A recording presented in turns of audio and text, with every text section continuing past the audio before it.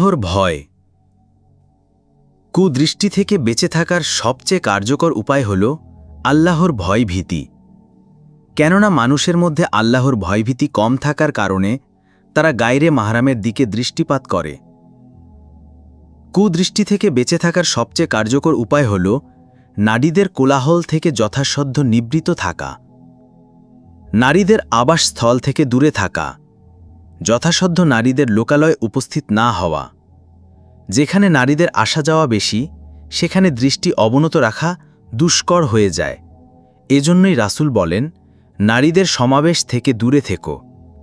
নিম্নে আরও কিছু টিপস পেশ করা হচ্ছে, তদনুযায়ী আমল করলে আশা করি আমরা কুদৃষ্টি থেকে বেঁচে থাকতে পারব ইনশাআল্লাহ। ১. নারী পুরুষের অবাধ মেলামেশার স্থানগুলো থেকে দূরে থাকা, নিজেকে বাঁচিয়ে রাখা। বিয়ে শাদীর অনুষ্ঠানে নারী পুরুষের মিলন মেলা হয়ে থাকে, তাই সেখানে কুদৃষ্টি থেকে যথাসাধ্য বেঁচে থাকতে হবে। অনুরূপ স্কুল কলেজে সহশিক্ষা রয়েছে, এটা কুদৃষ্টির জন্য বড় বিপজ্জনক, তাই নিজেকে ও পরিবার পরিজনকে সতর্ক করতে হবে। নারী পুরুষ সবার জন্য স্বতন্ত্র শিক্ষা ব্যবস্থা গড়ে তোলা অত্যাবশ্যক। ২. যদি গন্তব্যস্থলে পৌঁছার দুটি পথ থাকে তাহলে ওই পথ অবলম্বন করা, যে পথে কুদৃষ্টির আশঙ্কা কম। ৩. যদি কখনো দরজায় কড়া নাড়া হয় তাহলে কিছুটা পিছু নেওয়া আবশ্যক, যেন দরজা খোলার সময় বেগানা মহিলা চোখে না পড়ে। ৪. কোনো কাউন্টারে যদি নারী পুরুষ থাকে তাহলে পুরুষের কাছে গিয়ে টিকিট সংগ্রহ করা, নারীর সংস্পর্শ থেকে বেঁচে থাকা। ৫.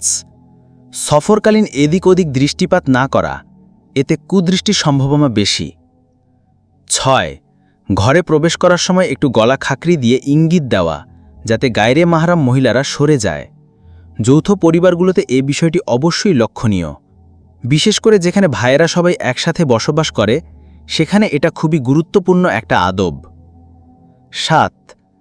বাস, ট্রেন বা যে কোনো গাড়িতে আরোহণ হওয়ার সময় সাধারণত দৃষ্টি পতিত হওয়ার প্রবল আশঙ্কা থাকে, তাই কুদৃষ্টি থেকে নিবৃত থাকতে দিনী বইপুস্তক সঙ্গে রাখা শ্রেয়, যেন জ্ঞান অন্বেষণের সময় কাটে এবং পাপ থেকে বেঁচে থাকার সুযোগ হয়।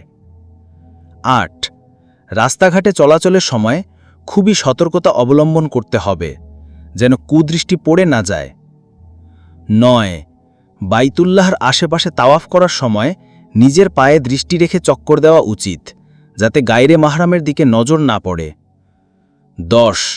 নারীদের বিশেষায়িত জায়গায় আসা যাওয়া থেকে বিরত থাকা। ১১. অফিস, আদালত, হসপিটাল ও বিমানবন্দর সহ ইত্যাদি জায়গা নারীদের আনাগোনা বেশি থাকে, এ ধরনের জায়গায় প্রয়োজন পূরণ করার চেয়ে বেশি সময় না দেওয়া, পূরণ হলে চলে আসা। ১২.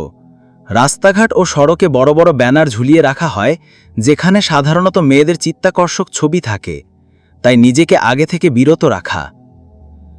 ১৩. সড়কে চলন্ত বিভিন্ন গাড়িতে মেয়ে যাত্রী থাকে, তাই এদিকে দৃষ্টি নিবদ্ধ করা থেকে বেঁচে থাকা।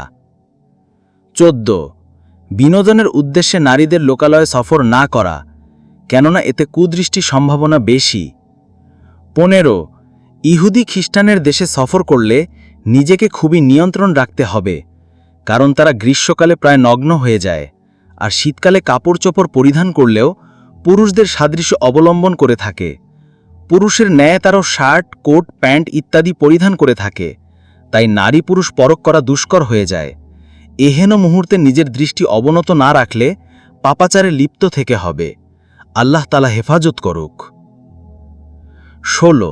বিনোদন আয়োজন ও ভোজন বিলাসের জন্য এমন দিন নির্ধারণ করা যেদিন নারীদের আনাগোনা কম থাকে, এবং এমন স্থান নির্বাচন করা যেখানে নারীদের চলাফেরা নেই।